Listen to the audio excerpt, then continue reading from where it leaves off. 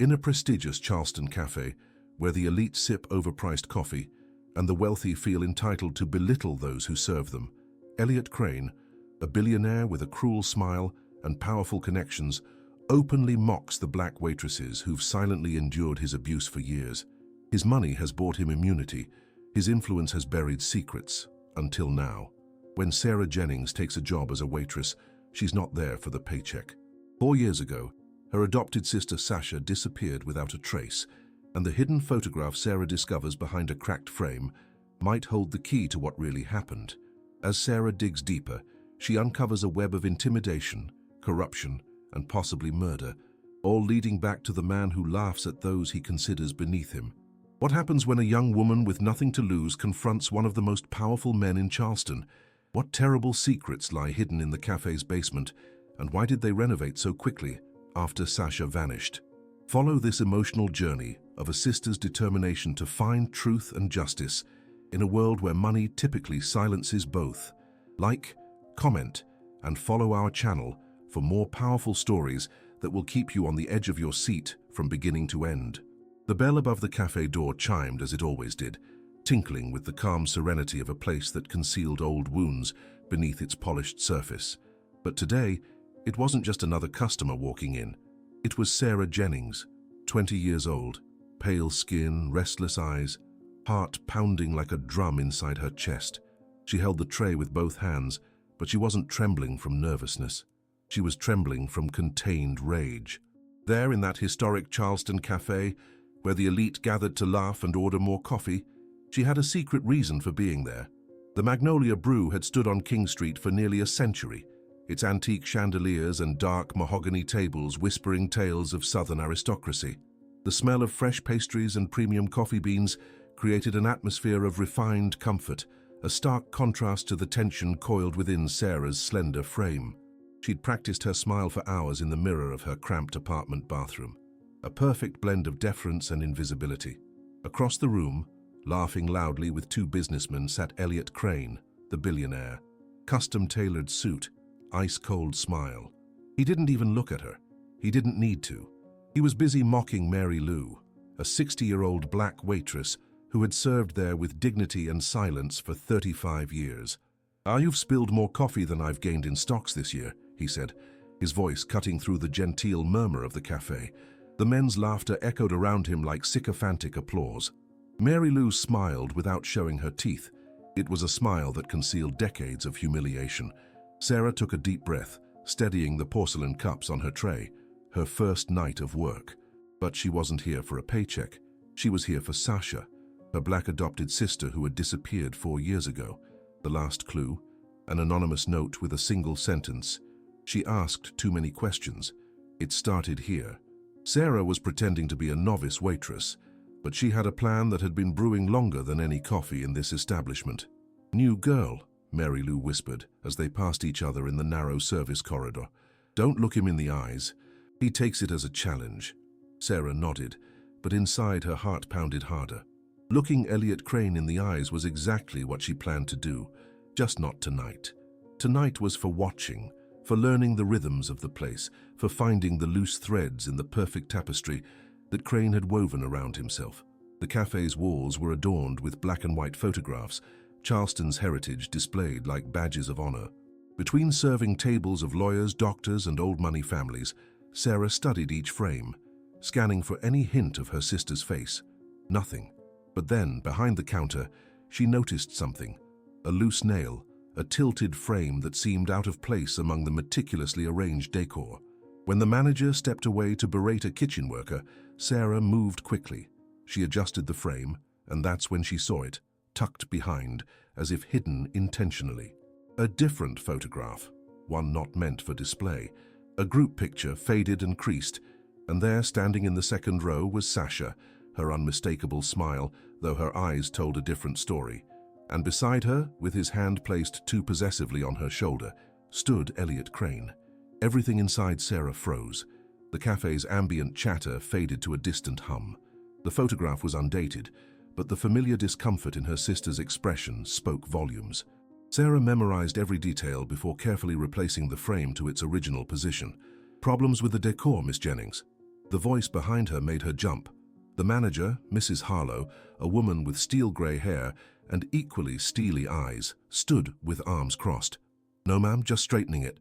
Focus on straightening the tablecloths instead. Mr. Crane likes his view unobstructed by staff."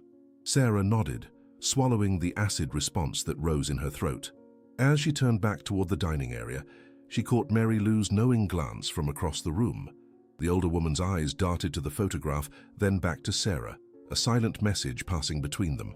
The evening wore on, each minute stretching like hours. Sarah served, smiled, and watched. She noticed how the other waitresses, all black women over 40, moved with practiced efficiency, their movements choreographed to avoid drawing attention. They were expert at becoming invisible when Crane spoke, at anticipating his needs before he voiced them, like prey animals who had learned to survive by reading the predator's moods. When her shift finally ended at 11 p.m., Sarah's feet ached and her cheeks hurt from forced smiling. As she hung up her apron in the cramped break room, Mary Lou entered, her own shift complete. "You don't belong here," the older woman said simply. "I need this job," Sarah replied, the rehearsed line sounding hollow even to her own ears. Mary Lou's weathered hand reached out, gripping Sarah's wrist with surprising strength. "No, child. You don't belong here because you still have fire in your eyes. The rest of us," she glanced toward the door, ensuring they were alone. "We had that burned out of us long ago." Sarah felt her careful facade cracking. "Did you know my sister, Sasha Jennings?" The transformation in Mary Lou's face was instant: fear, recognition, and something deeper, like grief. She dropped Sarah's wrist as if it had suddenly become electrified. "I don't know what you're talking about," she whispered, but her eyes betrayed her. "And if you're smart, neither do you." As Mary Lou turned to leave, Sarah noticed something fall from the older woman's pocket, a small folded piece of paper. Sarah quickly retrieved it, opening it to find an address scrawled in shaky handwriting, along with a time, 11:30 p.m. Outside, the humid Charleston night wrapped around Sarah like a damp blanket as she walked to her car. The streets were still busy with tourists and nightlife, but she felt utterly alone with the weight of what she'd discovered. The photograph was the first concrete connection between Sasha and the café, between Sasha and Elliot Crane. As she slid into her battered Honda, Sarah caught a glimpse of a black luxury sedan idling across the street, its windows tinted beyond legal limits. She couldn't see the driver, but she felt the weight of observation.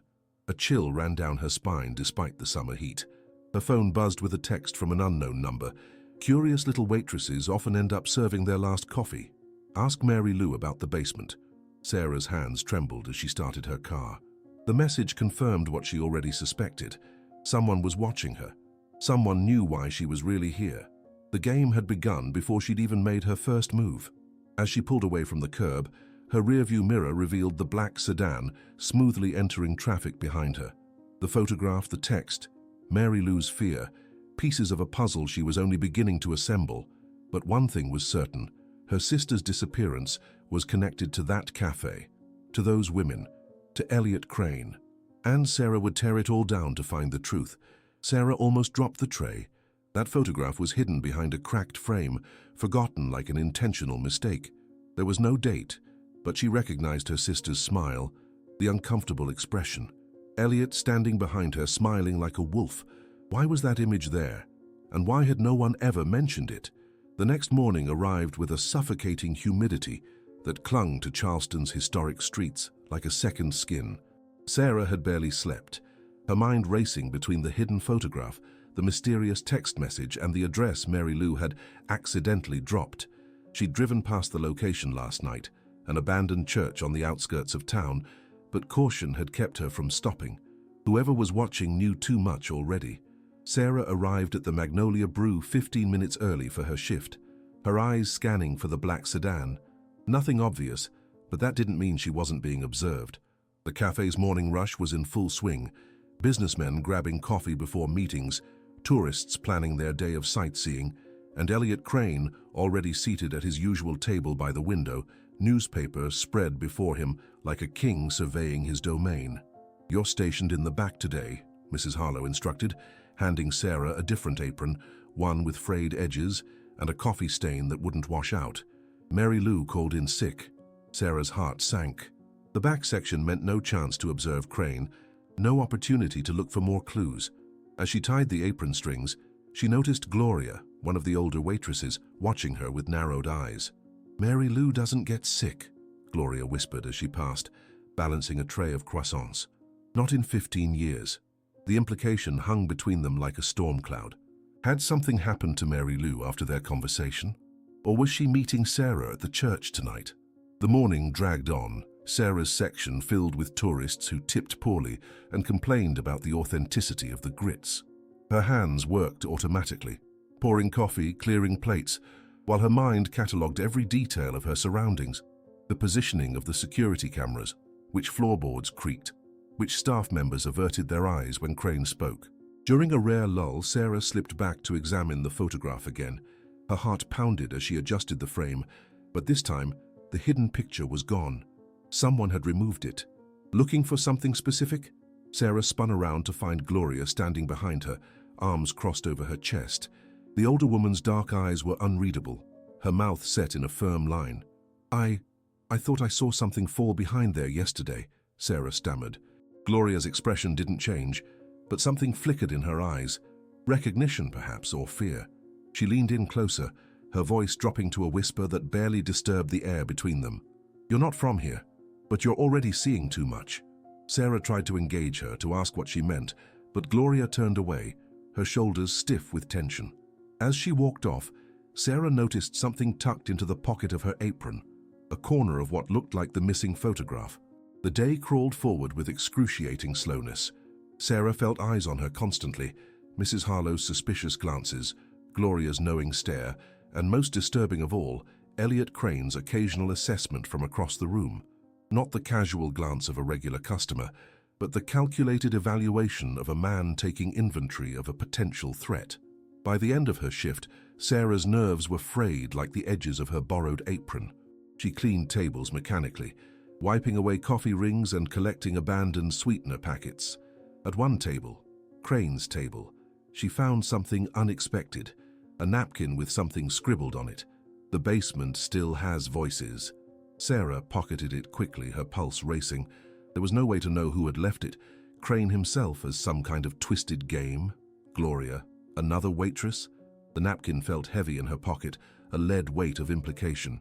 As she gathered her things to leave, Mrs. Harlowe approached, her thin lips pressed together in displeasure. "Mr. Crane has informed me that your service was inadequate today," she said, the word dripping with disdain. "He specifically mentioned that you were distracted, that you seemed more interested in the decor than your duties." Sarah forced her face into a mask of contrition. "I'm sorry, Mrs. Harlowe. I didn't sleep well last night. It won't happen again." The manager's eyes narrowed, searching Sarah's face for deception. "See that it doesn't. Magnolia Brew has certain standards, Miss Jennings. Not everyone is suited to our environment." The threat wasn't subtle. Sarah nodded and headed for the door, feeling Crane's gaze following her across the room. From his corner table he watched, not Sarah the waitress, but as if seeing through her disguise, peeling away layers to the truth beneath. Outside, the evening had cooled slightly, bringing relief from the day's oppressive heat. Sarah walked quickly to her car, scanning the parking lot for signs of surveillance.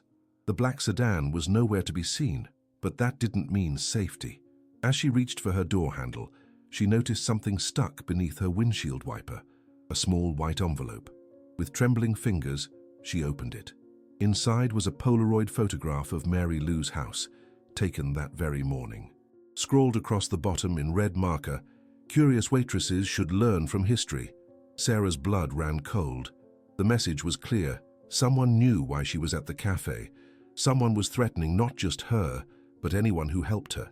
And from the corner of the parking lot, Elliot Crane emerged from the shadows, watching her reaction to the envelope's contents, with a smile that never reached his eyes.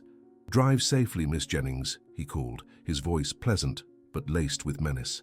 Charleston roads can be so unpredictable at night. As Sarah drove away, hands shaking on the steering wheel, she realized the game was more dangerous than she'd imagined. Her sister hadn't just disappeared, she'd been silenced, and the same forces that had taken Sasha were now circling Sarah, waiting for her to make a mistake. The napkin in her pocket seemed to burn against her skin. "The basement still has voices." What would she find below the polished floors of Magnolia Brew? What secrets were hidden in its foundations? And in the cafe's corner, as Elliot Crane returned to his table, he pulled out his phone and sent a simple text message to an unknown recipient. She found the note. Proceed as planned. Sarah waited until 2:37 a.m., that perfect dead hour when even Charleston's notorious night owls had surrendered to sleep. The old church from Mary Lou's note had been empty, with only a simple message carved into a pew. Not safe. Too many eyes. Now, with her heart hammering against her ribs like a trapped bird, she stood outside the darkened Magnolia Brew, the spare key she'd secretly copied during yesterday's shift clutched in her sweating palm. She'd studied the security system during her shifts, ancient and mostly for show, with no actual recording capabilities, just blinking red lights to deter amateur thieves. The cafe relied more on its reputation and Elliot Crane's influence for protection than any modern technology. The alley behind the cafe smelled of coffee grounds and yesterday's garbage. Sarah slipped through the shadows, her black clothing helping her blend into the darkness. The service entrance lock yielded to her key with an obedient click that seemed obscenely loud in the stillness. She froze, waiting for alarms, for footsteps, for anything. Only silence answered. Inside, the cafe felt different, malevolent almost, as if the charming antique fixtures were merely masks worn by something sinister. Moonlight filtered through the windows, casting elongated shadows across the polished floor. Sarah used her phone's flashlight, keeping the beam pointed downward to avoid detection from the street. The basement key hung on a hook between copper pots in the kitchen, untouched and gathering dust, as if no one had used it in years. It was heavier than she expected, solid brass with intricate scrollwork, older than the building itself perhaps. The door to the basement was hidden behind a storage shelf, its edges nearly invisible in the worn woodwork. It took Sarah several minutes to locate the keyhole, concealed behind a loose panel. The wooden stairs groaned with each step, a symphony of protest that made Sarah wince. The smell of mold and something else, something metallic and unpleasant, grew stronger as she descended. Her flashlight beam captured dust particles dancing in the air, disturbed for the first time in months, perhaps years. The basement sprawled beneath the cafe, much larger than Sarah had expected. Stone walls glistened with dampness, and ancient support beams stretched overhead like the ribcage of some massive creature. Her flashlight revealed stacks of chairs, broken tables, and boxes of yellowing receipts and ledgers. In the corner stood a massive iron furnace, long cold but still imposing. "What were you hiding down here, Sasha?" Sarah whispered, her voice swallowed by the oppressive silence. She moved methodically through the space, examining shelves of preserved ingredients, crates of imported coffee beans gone stale, and kitchen equipment from decades past. Nothing seemed unusual until she reached the far wall, where old flour sacks and containers of sugar were stacked haphazardly. Behind them, almost invisible unless you knew to look, stood a cabinet with peeling white paint. Unlike everything else in the basement, which was covered in a thick layer of dust, the cabinet's handle showed signs of recent use. Fingerprints had disturbed the grime. Sarah tried the doors, but they were sealed shut with ancient yellowed tape. Along the side, barely visible in the dim light, was a label, Inventory, 2017, the year Sasha disappeared. Her hands trembled as she photographed everything with her phone, the cabinet, the tape, the label. She didn't dare break the seal. Not yet. She needed more information first, needed to understand what she was dealing with. As she backed away, her foot struck something that skittered across the stone floor with a metallic clang. Sarah directed her flashlight beam toward the sound and discovered a small key that had been hidden beneath a loose stone. It was too small for any door, perhaps for a lockbox or diary. She pocketed it, her mind racing with possibilities. Above her, a floorboard creaked. Sarah froze, extinguishing her light immediately. Someone was in the cafe. She pressed herself against the wall, controlling her breathing despite the panic clawing at her throat. More footsteps, slow and deliberate, moved across the ceiling above. Then silence. Minutes stretched like hours as Sarah remained motionless in the darkness. Finally, when she was certain the intruder had gone, she crept back toward the stairs, each step carefully placed to minimize noise. When she reached the top and eased the door open, the kitchen appeared empty. Dawn was approaching, pale gray light seeping through the windows. Sarah had stayed too long, The morning staff would arrive soon to begin baking. She slipped out the way she had come in, locking the door behind her. The morning air felt shockingly fresh after the musty basement. She hurried toward her car, parked several blocks away to avoid suspicion. As she rounded the corner, she nearly collided with Gloria, the older waitress, who stood smoking a cigarette in the pre-dawn stillness. "Jesus!" Sarah gasped, stumbling backward. Gloria's face remained impassive as she took another drag. "Finding answers, girl, or just more questions?" Sarah stared, uncertainty freezing her in place. I was just walking." "Save it." Gloria tossed her cigarette to the ground, crushing it beneath her worn shoe. "You want justice, girl. But justice here never comes, it bleeds." The cryptic statement hung between them like smoke. Sarah gathered her courage. "Did you know my sister? Did you know Sasha?" Gloria's eyes, previously hard, softened, almost imperceptibly. "We all knew Sasha. She was the brave one." She glanced around nervously before continuing. "That cabinet you found, it's where she kept the evidence." "Evidence of what?" "Everything." Gloria stepped closer, her voice dropping to a whisper. "But listen to me carefully. You can't trust anyone, not even the ones who seem to help. This goes deeper than Crane." Before Sarah could ask more questions, Gloria turned and walked away, her shoulders hunched as if carrying an invisible weight. Sarah watched her disappear around the corner, mind spinning with new questions. When she finally reached her car, exhaustion crashed over her like a wave. She had discovered more in one night than in months of searching, but each answer only spawned new mysteries. What evidence had Sasha collected? Who had been in the café while Sarah explored the basement? And most importantly, who could she trust? Sarah started her car, unaware of the small tracking device that had been placed beneath her rear bumper during the night. As she drove home through Charleston's awakening streets, the black sedan from before pulled out from a side alley, maintaining a careful distance. In her apartment, she collapsed onto her bed, too tired to even remove her shoes. As sleep claimed her, her phone buzzed with a text message from an unknown number. "Basement exploration already? You're faster than your sister." But remember, curiosity killed more than the cat at Magnolia Brew.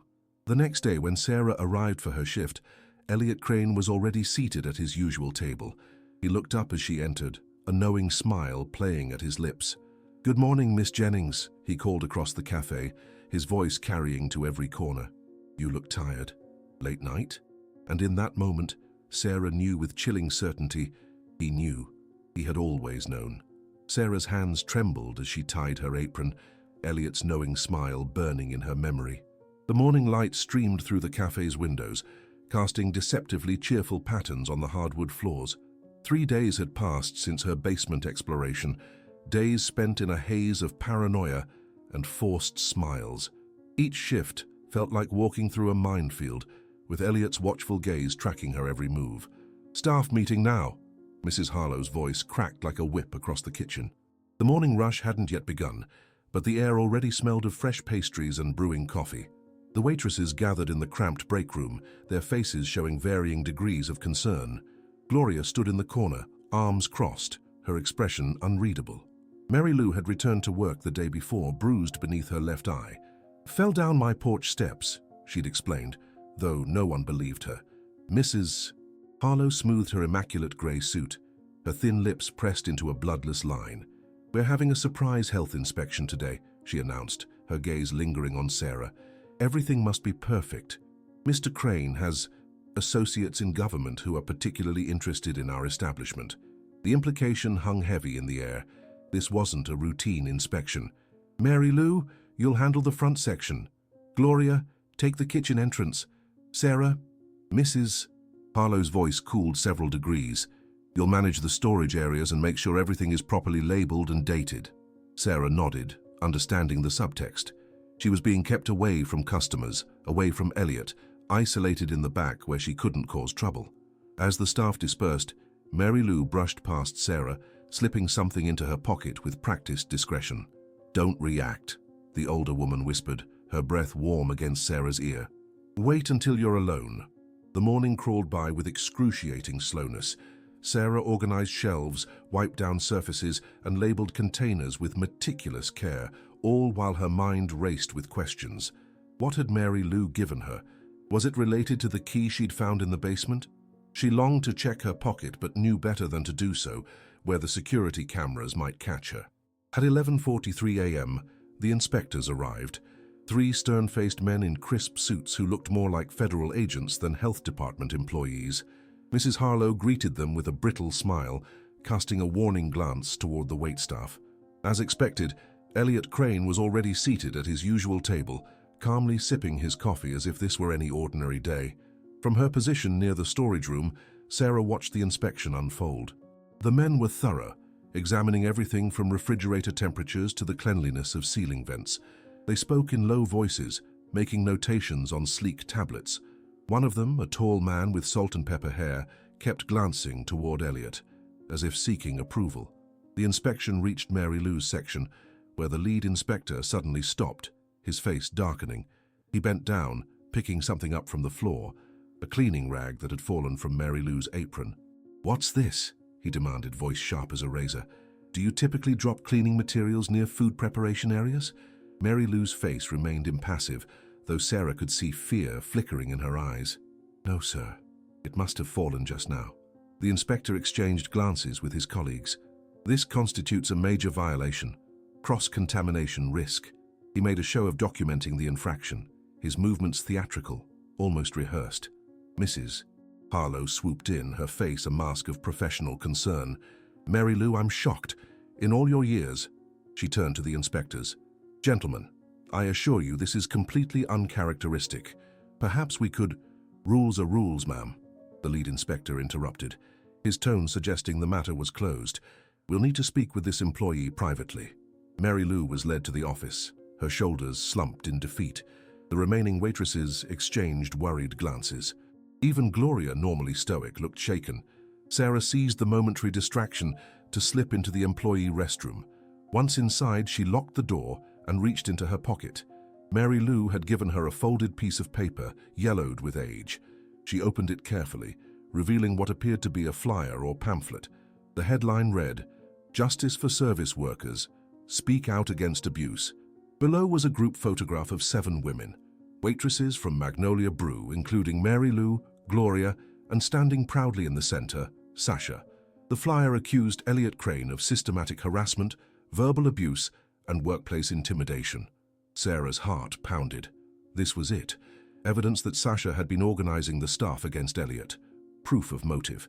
She carefully photographed the flyer with her phone before refolding it and tucking it securely in her bra, away from prying eyes. When she returned to the main cafe, chaos had erupted. Mary Lou was being escorted out by 2 of the inspectors, her few belongings stuffed into a plastic grocery bag. Mrs. Harlow stood by, her expression a mixture of regret and cold calculation.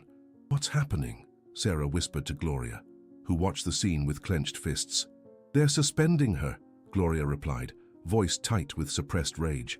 "Claimed she violated health codes multiple times. It's bull." Mary Lou keeps this place cleaner than an operating room. Across the room, Elliot Crane observed the proceedings with casual interest, like a man watching a mildly entertaining stage play. When his eyes met Sarah's, he raised his coffee cup in a mocking toast. As Mary Lou passed Sarah on her way out, she paused momentarily. "The truth is never convenient," she murmured. "That's why they try so hard to bury it." Her gaze flicked meaningfully toward the basement door, then back to Sarah. "Some graves are shallower than others." Before Sarah could respond, Mary Lou was gone, pushed through the door and out onto the street, where the bright Charleston sunshine seemed to mock her humiliation. The inspection continued with brutal efficiency. The cafe received multiple citations, each one more damaging than the last. Mrs. Harlow's face grew increasingly pale as the financial implications became clear.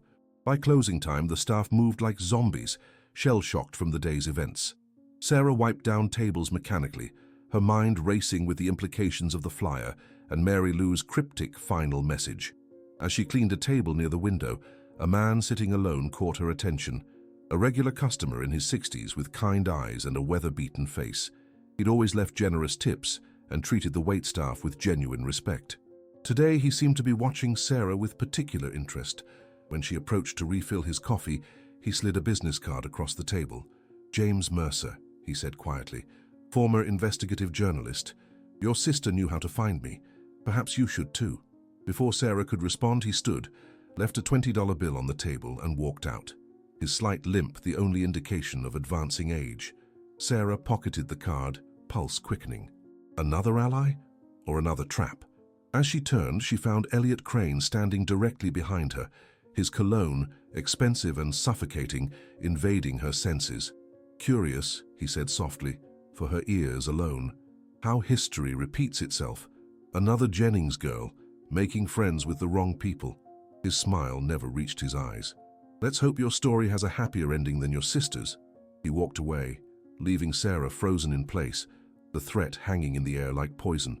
Outside the cafe window, James Mercer watched from across the street, his expression grim. In his hand, he held a small recorder, capturing every word of Elliot's thinly veiled threat. The game was changing. The pieces were moving faster now, and Sarah stood in the center of a board she was only beginning to understand. The rain came down in sheets, turning Charleston's cobblestone streets into glistening rivers that reflected the streetlights in fragmented golden patterns. Sarah sat in her car outside James Mercer's modest bungalow, watching raindrops race down her windshield like tears. She'd called the number on his business card 3 times before he'd finally answered, his voice guarded until she'd mentioned Sasha's name. Then silence followed by a quiet, "Come tonight after dark." The digital clock on her dashboard read 9:37 p.m. She'd been sitting there for 20 minutes, gathering courage, running through scenarios in her mind. What if this was another trap? What if Elliot had people watching Mercer's house? The paranoia that had become her constant companion whispered warnings in her ear. Finally, drawing a deep breath, Sarah grabbed her umbrella and dashed through the downpour to Mercer's front porch. Before she could knock, the door opened, revealing the man himself, taller than he appeared in the cafe, with intelligent eyes that had seen too much and forgotten nothing. "You look like her," he said by way of greeting, stepping aside to let her in. Same determination in the eyes. The living room was a journalist's sanctuary, bookshelves overflowing with volumes on politics and history, walls covered with framed newspaper clippings and photographs. A large desk dominated one corner, its surface buried beneath stacks of files and a laptop computer that had seen better days. "I've been expecting someone like you," Mercer said, gesturing toward a worn leather armchair. "Ever since Sasha disappeared. I just thought it would happen sooner." Sarah remained standing, suddenly aware of how little she knew about this man. "Why would my sister have known you?" Mercer's smile was sad, tinged with regret. "Because I was helping her build a case against Crane, before the Charleston Herald fired me for pursuing unsubstantiated allegations against a prominent businessman. Done it before my career ended and my reputation was dragged through the mud." He moved to a cabinet, producing 2 glasses and a bottle of bourbon. "Drink? You look like you need one." Sarah shook her head. "I need answers, Mr. Mercer, not alcohol." "James," he corrected, pouring himself 2 fingers of amber liquid. "And sometimes answers come easier with a little lubrication." He took a sip, wincing slightly at the burn. "What do you know so far?" Sarah hesitated, then decided to trust her instincts. She told him everything: the anonymous note that had led her to the cafe, the hidden photograph, her basement exploration, Mary Lou's flyer, the threatening texts. With each revelation, Mercer's expression grew grimmer. "You've stumbled into something bigger than you realize," he said when she finished. "Elliot Crane isn't just some rich bully who treats waitresses badly. He's connected. Politics, police, judiciary. Half of Charleston's elite owes him favors, and the other half is terrified of him. What was my sister trying to prove?" Mercer set down his glass and moved to a filing cabinet in the corner. At first, she just wanted to document the abuse, the verbal harassment, the humiliation, the threats, create enough evidence to file a complaint with the labor board. He rifled through folders, eventually extracting a thick manila envelope. But then she found something else, something that made Crane panic. He handed Sarah the envelope. Inside was a collection of statements from former Magnolia Brew employees, each detailing Crane's abusive behavior. Beneath these was a photograph of the basement, specifically the sealed cabinet she had discovered. Sasha believed Crane was keeping 2 sets of books, Mercer explained, that the cafe was laundering money for some of his less legitimate business interests. She was going to break into that cabinet the night she disappeared. Sarah's blood ran cold. "Do you think he—" Mercer shook his head. "I don't know what happened to her. The police investigation was a joke. 24 hours, and they ruled it a voluntary disappearance. Said she probably just moved away without telling anyone. The rain drummed against the windows, a melancholy rhythm that matched Sarah's heartbeat. "There's more," she said, remembering the cryptic message. Something about voices in the walls, and Mary Lou mentioned shallow graves before she was suspended. Mercer's eyes narrowed. "The walls," he muttered, moving toward his desk. He rummaged through a drawer, eventually producing a small cassette player. "Sasha gave me this the day before she disappeared. Said if anything happened to her, I should listen to it." "And did you?" "I tried, but it was damaged. Water or something. All I could make out was static and fragments of conversation." He handed her the device, a relic from another era. "Maybe you'll have better luck." Sarah turned the cassette player over in her hands, her fingers tracing the label. Night shift. August. The month Sasha had disappeared. "I wouldn't know how to fix this." "I might know someone," Mercer said, reaching for his phone. "Audio specialist, retired from the FBI. Owes me a favor." He paused, his expression turning serious. "But Sarah, you need to understand something. If Crane discovers what you're doing, what you know, you'll be in danger. Real danger." "I already am," she replied, her voice steadier than she felt. "He knows I'm not just some random waitress. He's playing with me like a cat with a mouse." Mercer nodded grimly. "Then we need to move fast." He tapped a number into his phone, speaking briefly to someone named Davis about audio restoration. When he hung up, he turned back to Sarah. "We can drop it off tomorrow. But tonight there's something else you should see." He led her to a small room off the living area, once a dining room, now converted into a makeshift investigation center. The walls were covered with photographs, newspaper clippings, and handwritten notes, all connected by red string in a complex web of relationships and events. At the center was a photograph of Sasha. "Your sister was brave," Mercer said softly. "Braver than I was. When things got dangerous, I advised caution. She chose action." His voice broke slightly. "I've never forgiven myself for not insisting she wait, for not going with her that night." Sarah stepped closer to the wall, examining the material Sasha and Mercer had gathered. Financial records showing suspicious transfers. Photographs of Crane meeting with known criminal figures. A list of waitresses who had quit abruptly over the years, some of whom had left town entirely. And there, pinned near the bottom, was something that made Sarah's heart stop. A building permit for Magnolia Brew dated just after Sasha's disappearance, authorizing extensive renovations to the kitchen and dining area. "They remodeled right after she vanished," Sarah whispered, the implications washing over her like ice water. Mercer nodded, his expression grim. "New flooring, new wall paneling, new equipment, complete overhaul. To hide evidence? Maybe." He pointed to another document. "But the strangest part? The company that did the work went bankrupt immediately afterward. All records lost in a tragic warehouse fire. Outside, a car drove slowly past the house, its headlights sweeping across the living room windows. Both Sarah and Mercer froze, listening intently until the sound of the engine faded. "We should continue this tomorrow," Mercer said quietly. "Take the cassette. See if you can find anything else at the café." "But Sarah—" He gripped her arm, his expression intense. "Be careful, watch for cameras, and don't trust anyone except Mary Lou and Gloria." As Sarah prepared to leave, Mercer handed her a small digital recorder. "Keep this on you at all times. If Crane or anyone else threatens you, get it on tape. Evidence is our only weapon against men like him." The rain had lessened to a drizzle as Sarah hurried back to her car. Her mind raced with everything she'd learned, pieces of the puzzle starting to connect. The cassette felt heavy in her pocket, a potential key to what had happened to her sister. As she drove home through Charleston's empty streets, Sarah didn't notice the black SUV that pulled out from a side street and followed at a discreet distance, its tinted windows concealing the driver's identity.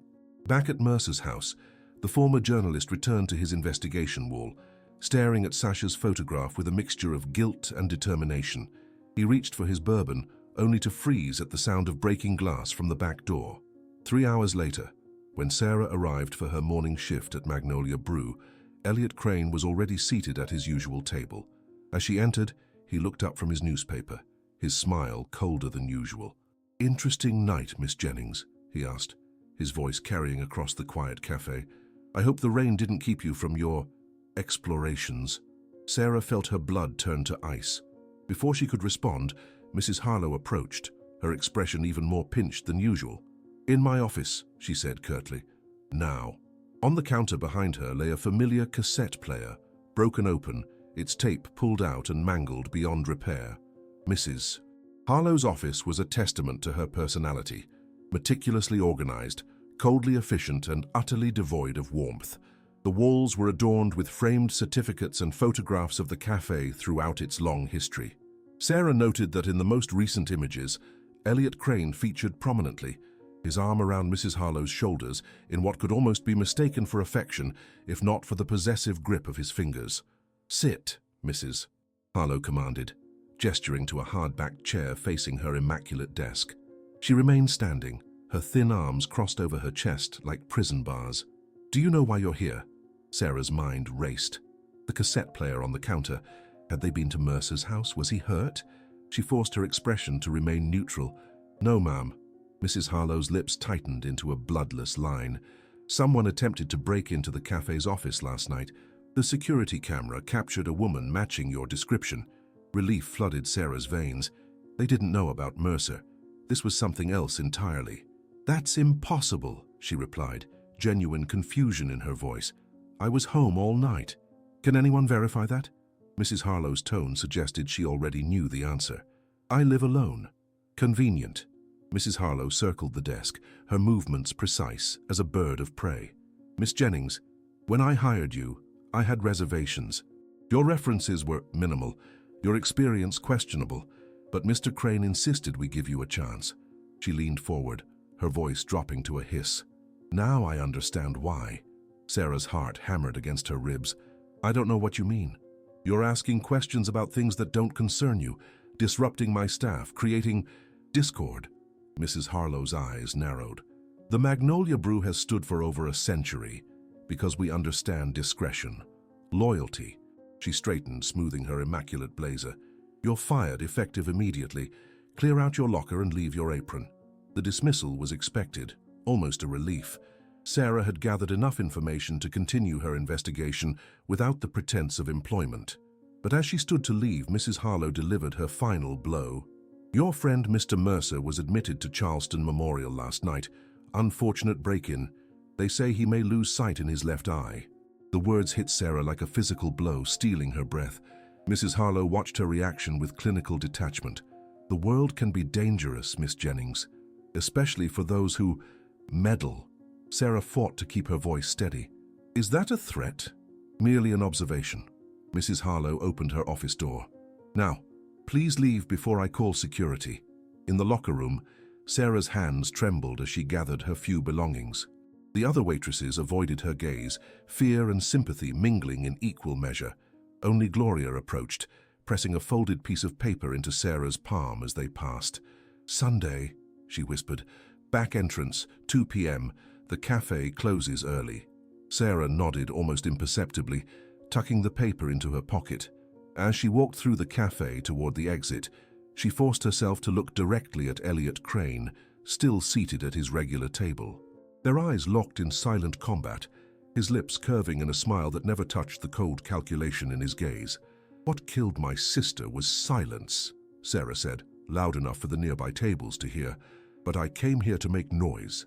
Crane's smile faltered for just a fraction of a second, the smallest crack in his perfect facade, before he regained control.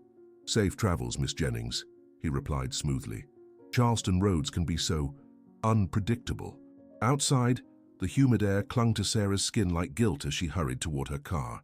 She had to get to the hospital, had to see Mercer, had to know what they'd done to him. The cassette was gone, but whatever information it contained must have been significant for Crane to react so violently. Charleston Memorial Hospital smelled of antiseptic and despair. The fluorescent lights cast everyone in a sickly pallor as Sarah made her way to the nurse's station, inquiring about James Mercer. The nurse's expression shifted subtly, a flash of something: recognition, fear, before she directed Sarah to room 437. Mercer lay propped against stark white pillows, his left eye covered with bandages, his right closed in restless sleep. An IV dripped steadily into his arm, and a heart monitor beeped its monotonous rhythm. Sarah approached quietly, her heart breaking at the sight of this brave man reduced to fragility because he'd tried to help her. "They said you were his daughter. a voice said from behind her. Sarah turned to find a young doctor consulting a chart. "Are you?" "No, I'm a friend." "How is he?" The doctor's expression grew somber. "Stable, but the damage was extensive.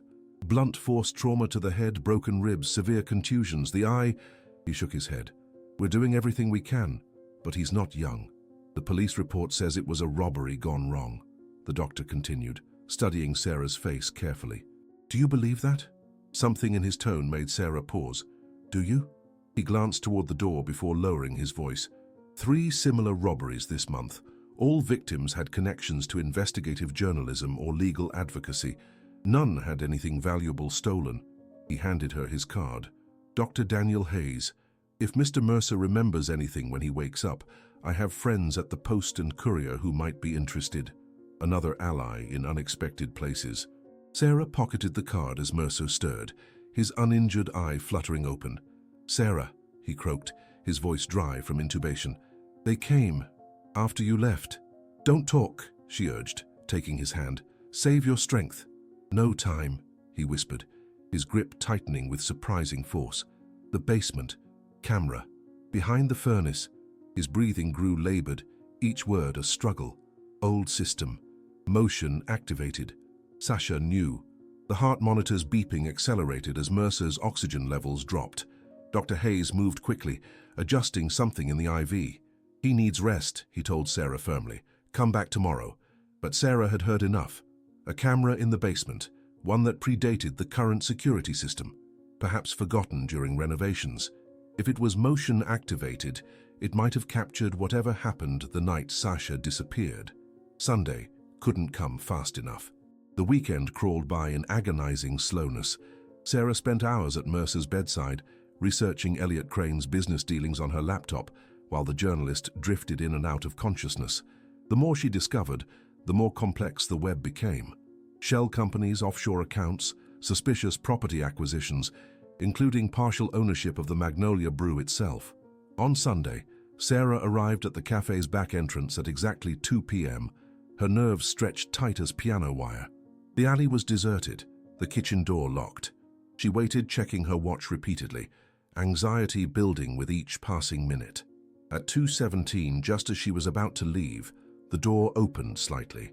Gloria's weathered face appeared in the crack. "Quickly," she hissed, glancing nervously up and down the alley.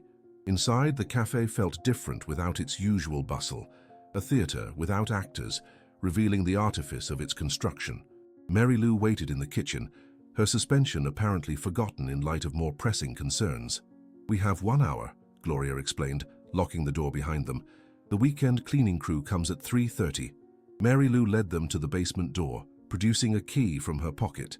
"After you were fired, they changed the locks," she explained, "but Mrs. Harlow always underestimates how many spare keys we old-timers have hidden away." The basement was exactly as Sarah remembered. Damp, musty, filled with the accumulated debris of decades. Mary Lou moved with purpose toward the old furnace, a massive iron contraption that hadn't been used since the cafe installed modern heating. "Help me move this," she instructed, gesturing to a stack of boxes blocking access to the furnace's rear.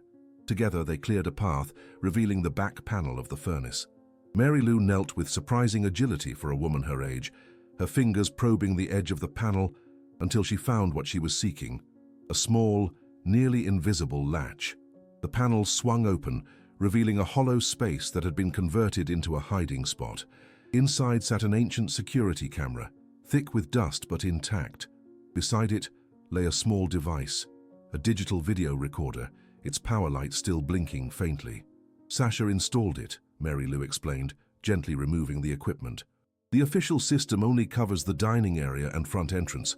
She wanted to know what happened down here after hours." "How did you know about this?" Sarah asked, amazed. Mary Lou's expression darkened. "Because I helped her set it up.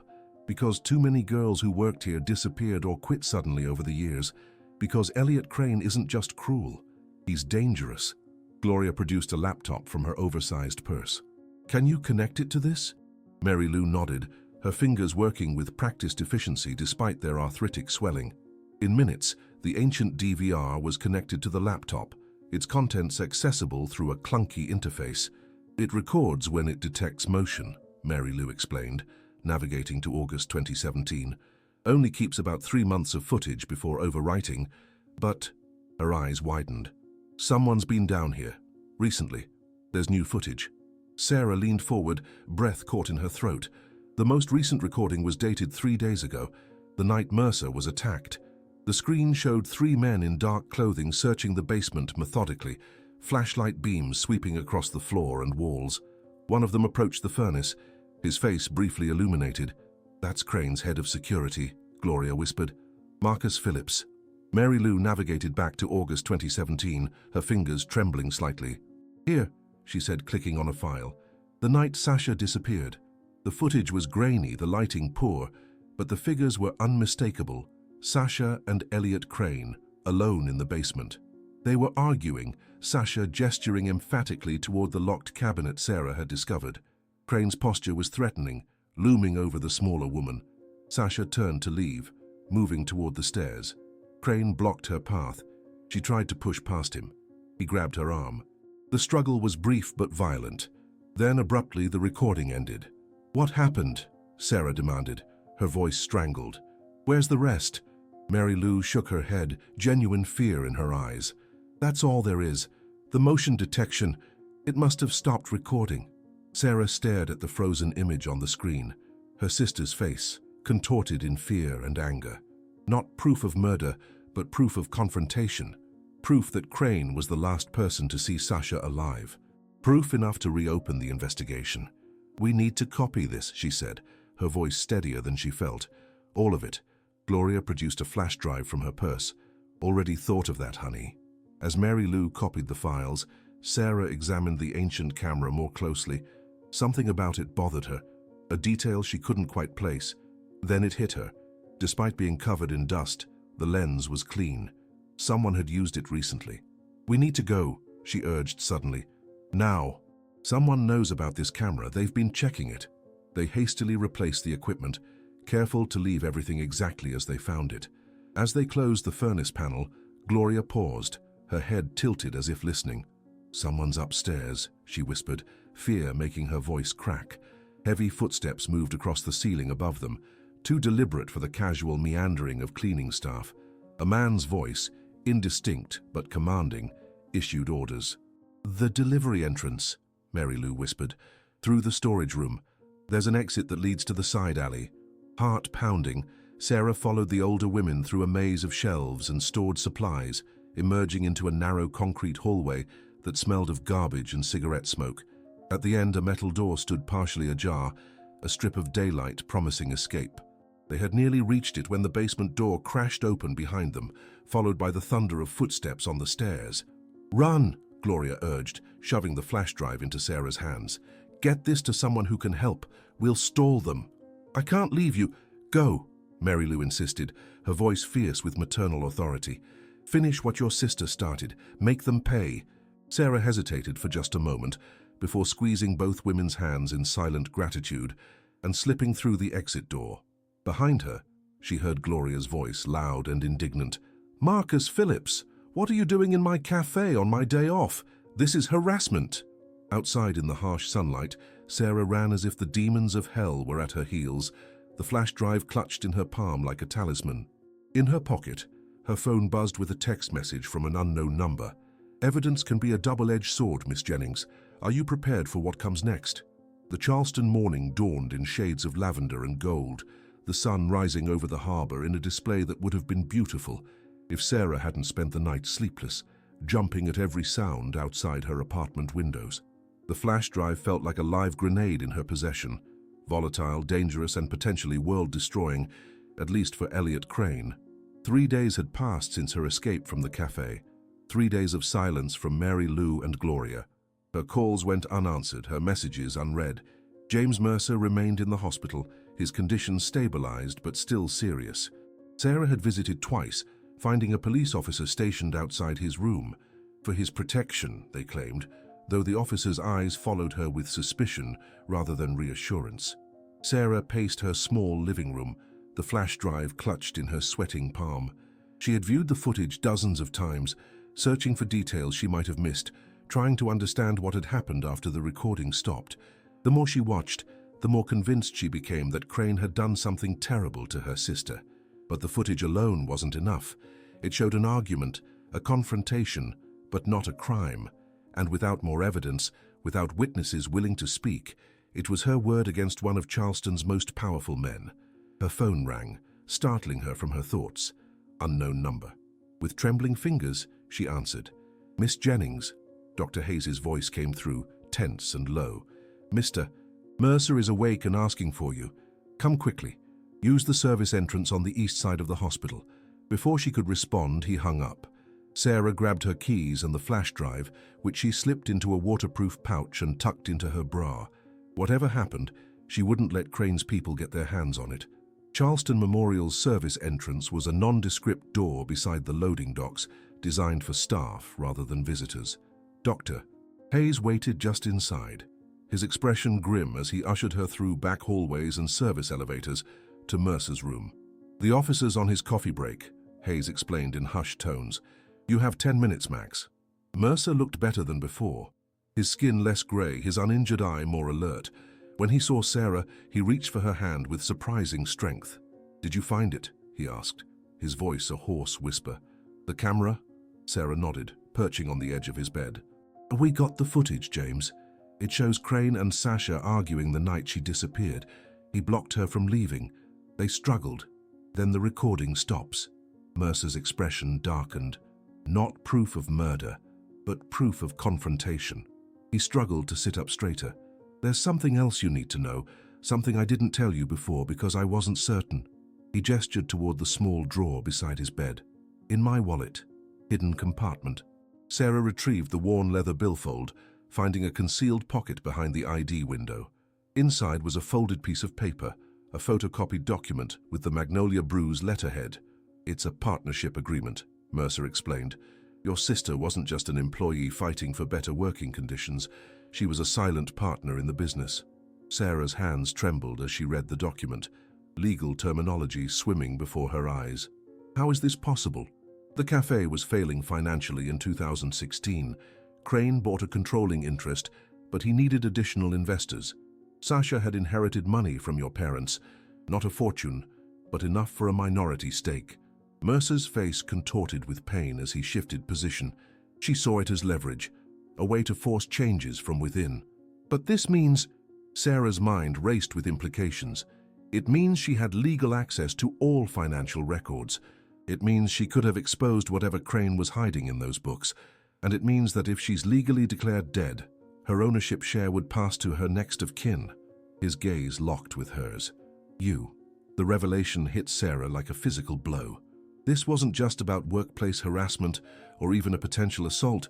This was about money, about secrets, about a paper trail that could destroy Elliot Crane's carefully constructed empire. "I need to go public with this," she said, mind already formulating a plan. "All of it." Mercer nodded weakly. "The Post and Courier. Ask for Catherine Devereaux. Tell her I sent you." He gripped her hand tighter. "But Sarah, understand what you're doing. Once you cross this line, there's no going back. Crane won't stop. He'll use everything: money, influence, fear." "I'm not afraid," Sarah replied, though her racing heart betrayed her. "You should be," Mercer whispered. "Fear keeps you sharp. But don't let it stop you." Dr. Hayes appeared at the door, tapping his watch urgently. Sarah squeezed Mercer's hand one final time before slipping out through the service corridors, the partnership agreement tucked safely alongside the flash drive. The Charleston Post and Courier's offices occupied a red brick building downtown, its facade deceptively modest for the oldest daily newspaper in the South. Catherine Devereaux, a sharp-featured woman in her 50s with steel-gray hair and eyes that missed nothing, listened to Sarah's story without interruption, examining the video footage and partnership agreement with clinical detachment. "James Mercer was one of our best," she said finally, removing reading glasses that hung from a chain around her neck. "Before Crane's lawyers buried him in defamation suits." She tapped a manicured nail against the partnership agreement. "This changes things. This gives us legal cover. Will you run the story?" Devereaux's expression remained neutral. "I'll need to verify the document's authenticity, and we'll need more than just the video. Witness statements, corroborating evidence." "Mary Lou and Gloria," Sarah began, but Devereaux was already shaking her head. "They've gone silent. Both called in their resignations to the café yesterday. Gloria's phone is disconnected. Mary Lou isn't answering her door. Sarah felt sick. Had Crane gotten to them? Were they hurt? Or just frightened into silence? "We need a public forum," Sarah said suddenly, the idea crystallizing as she spoke. Something Crane can't control, something visible enough that people will have to pay attention. "What did you have in mind?" 2 days later, Sarah stood on the sidewalk outside the Magnolia Brew, a borrowed PA system set up beside her. The morning sun beat down mercilessly, sweat trickling between her shoulder blades as she adjusted the microphone. Behind her gathered a small crowd, curious onlookers, a few local journalists alerted by Devereaux, and 3 uniformed police officers watching with thinly veiled hostility. "My name is Sarah Jennings," she began, her voice steadier than she felt. 4 years ago, my sister Sasha disappeared after confronting Elliot Crane about abusive practices at this cafe. She held up a printed still from the security footage. "This is the last known image of my sister, arguing with Crane in the basement of this building." Across the street, a news van from the local CBS affiliate pulled up, a cameraman scrambling out with equipment. Sarah felt a surge of hope. Media coverage was their best protection now. "Sasha wasn't just a waitress," she continued, producing the partnership agreement. "She was a part owner of the Magnolia Brew, with legal rights to all business records. The night she disappeared, she confronted Crane about financial discrepancies. The crowd had grown larger, passers-by stopping to listen. From the corner of her eye, Sarah spotted a familiar figure pushing through the onlookers. Mary Lou, her face set in grim determination. Behind her came Gloria, and behind Gloria, to Sarah's astonishment, 3 more waitresses she recognized from the cafe. "You're not alone, child," Mary Lou said as she joined Sarah at the microphone. "Not anymore." Gloria stepped forward, her voice cracking with emotion as she addressed the growing crowd. "For 32 years, I've worked at the Magnolia Brew. For 32 years, I've kept silent about the things I've seen. The girls who quit suddenly, the threats, the fear." She straightened her shoulders. "I was afraid to speak up because I needed that job. But some things are more important than a paycheck." One by one, the waitresses stepped forward, sharing their stories. Mary Lou read aloud a letter Sasha had written shortly before her disappearance, found hidden inside an old order pad in the kitchen. The letter detailed Crane's verbal abuse, his threats when she questioned financial records, his growing paranoia as she pressed for answers. The crowd continued to swell, now numbering at least 60 people. 2 more news vans had arrived, cameras capturing every word. Sarah felt a surge of vindication. This was what they had needed all along. Witnesses, publicity, the disinfecting power of sunlight on Crane's shadowy dealings. Then a sleek black Bentley pulled up to the curb, and Elliot Crane himself emerged, immaculate in a tailored summer suit, his expression one of bemused tolerance. The crowd parted instinctively as he approached, power and menace radiating from him in almost visible waves. "What an entertaining spectacle," he called out, his voice carrying effortlessly. "Is this what passes for journalism these days? Sidewalk gossip sessions?" He turned to face the cameras directly. "These women are disgruntled former employees, spreading lies because they couldn't meet basic professional standards." His smile was razor-sharp. As for Miss Jennings, her obsession with conspiracy theories about her runaway sister is tragic, but hardly newsworthy. "If these are lies," Sarah challenged, stepping forward, "then explain this." She held up her phone, displaying the video footage of Crane and Sasha's confrontation. "Explain why the last person to see my sister alive was you, arguing in a basement you later renovated completely." A flicker of something, surprise, concern, crossed Crane's features before his mask of confidence reasserted itself. "Doctored footage, easily manipulated. Where's your proof?" "The proof was in the books Sasha wanted to examine," Sarah replied, raising her voice to be heard over the murmuring crowd. "The proof is in the partnership agreement giving her, and now me, legal right to those records." She had struck a nerve. Crane's composure slipped just for a moment, but it was enough. The cameras caught it all, the flash of rage, the instinctive step forward, the fists clenching at his sides. "Oh, you have nothing," he hissed, the microphones picking up his words.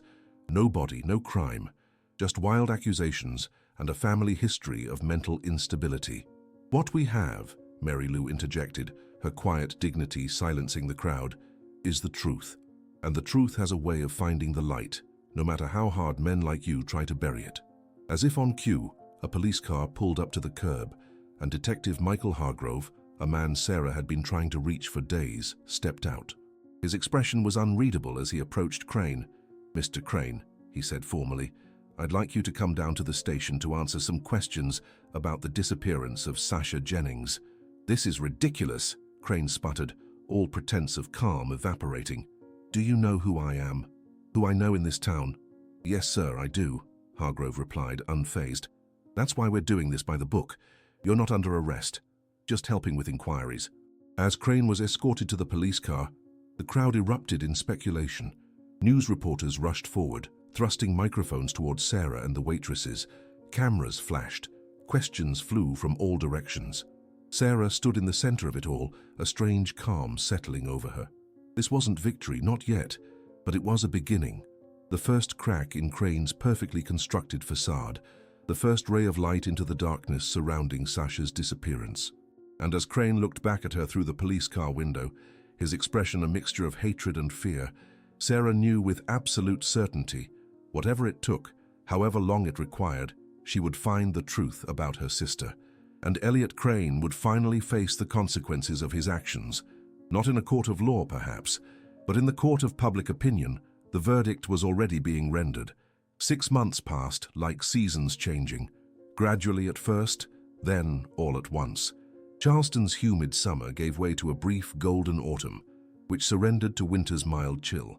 Through it all, the Magnolia Brew stood on its corner, like a living monument to memory and change.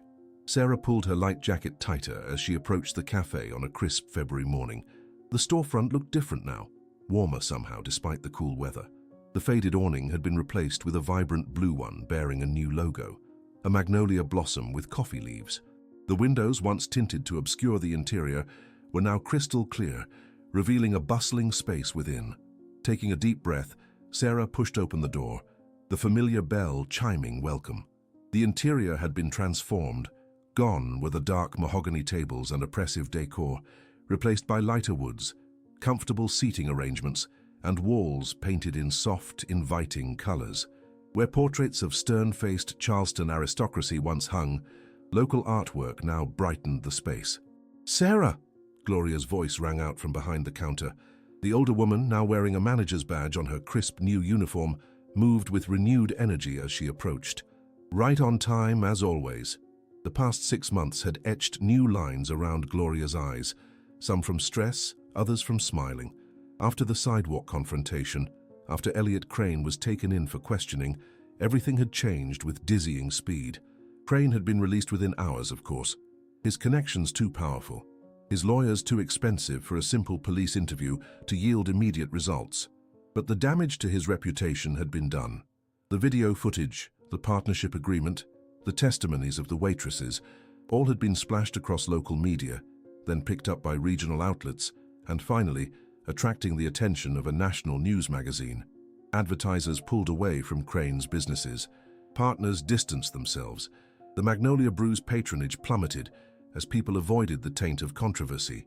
Within weeks, Crane had offered to sell his controlling interest in the cafe, to cut his losses, he claimed, though everyone knew it was to sever his connection to the mounting scandal. Sarah, using her status as Sasha's heir and the leverage of pending litigation, had negotiated ruthlessly. The result was sitting in her hand now, the final ownership transfer documents ready for signature. "Is everyone here?" she asked, scanning the cafe. Gloria nodded, gesturing toward a large table in the corner where familiar faces had gathered.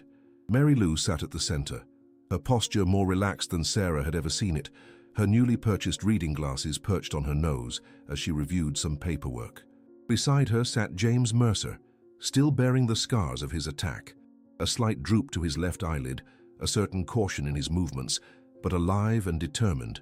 Around them clustered the other waitresses who had come forward that day, along with new staff members hired during the transition.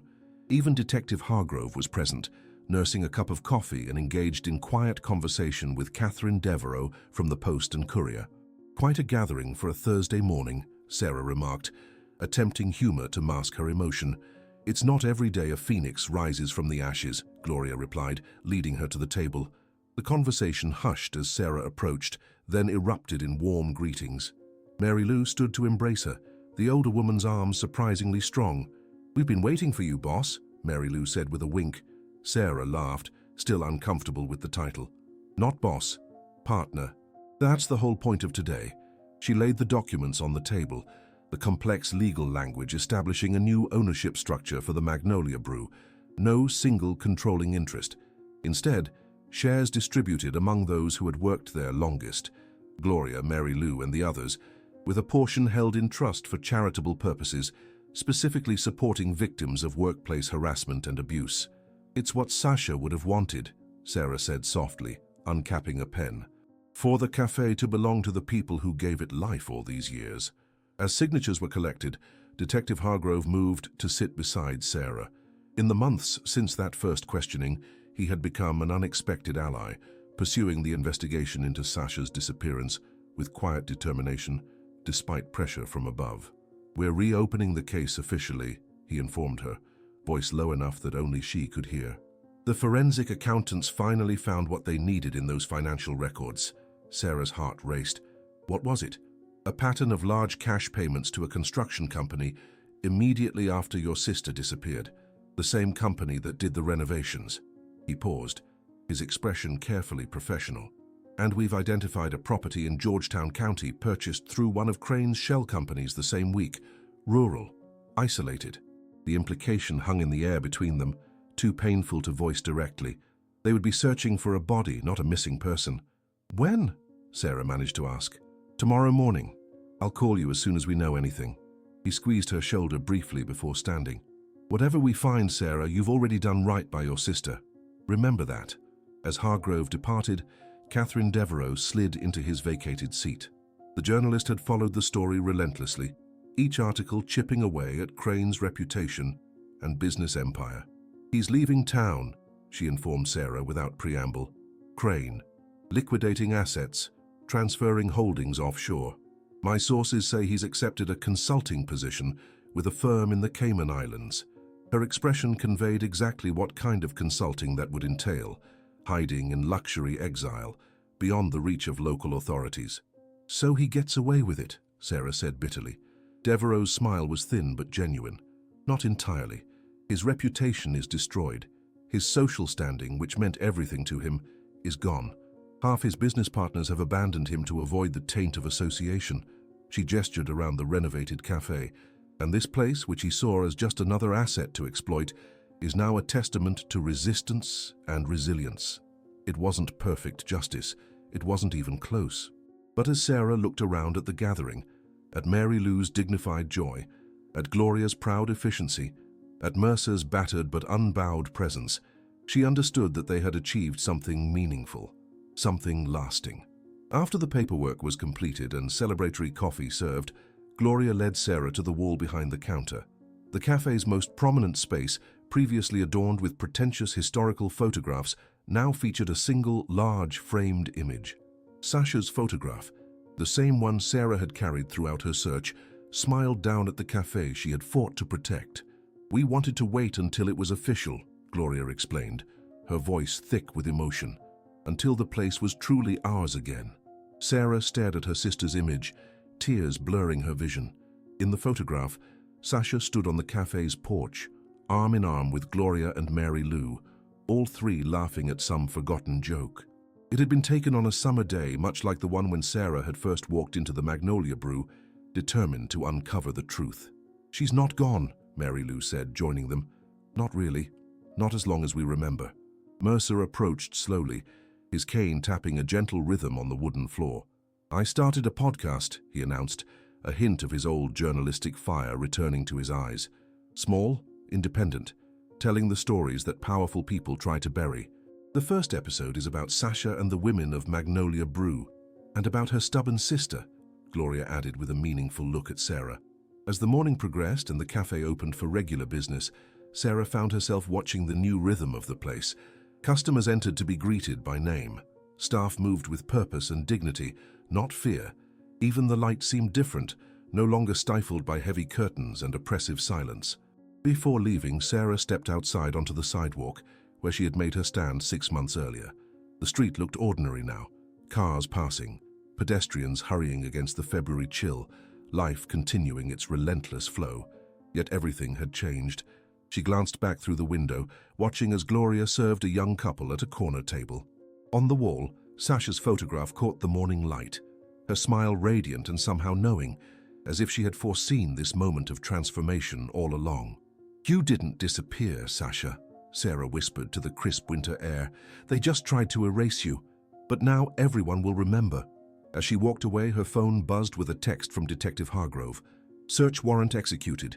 Evidence recovery team on site. Will call tonight." Sarah pocketed the phone, her heart both heavy and light as she merged into the stream of pedestrians.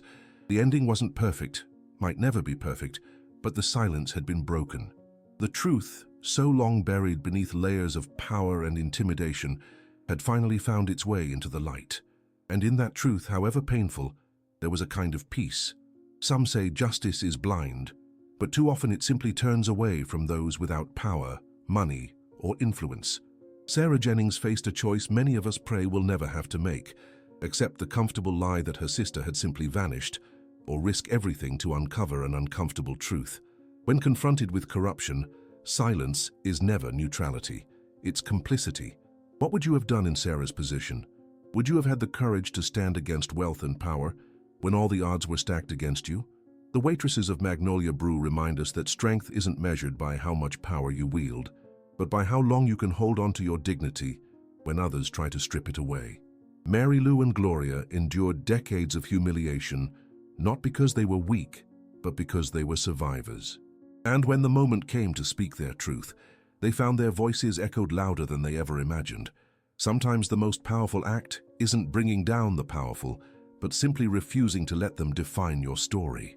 What voices in your own life deserve to be amplified? What truths need to be spoken? If this story touched your heart, remember that in every community, there are Sarah Jenningses fighting battles against seemingly insurmountable odds. There are Mary Lou's and Gloria's carrying burdens in silence. And yes, there are Elliot Cranes who believe their money places them above accountability. Which character will you be in the stories unfolding around you every day? Like, share, and subscribe to our channel for more powerful stories that challenge us to examine our world and our place within it. The truth may not always prevail in the moment, but once spoken, it can never truly be silenced again.